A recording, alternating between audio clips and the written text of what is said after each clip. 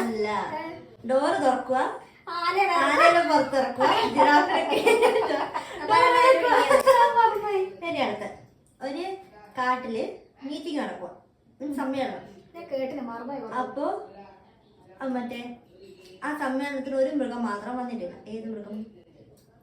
Simham. Giraffe.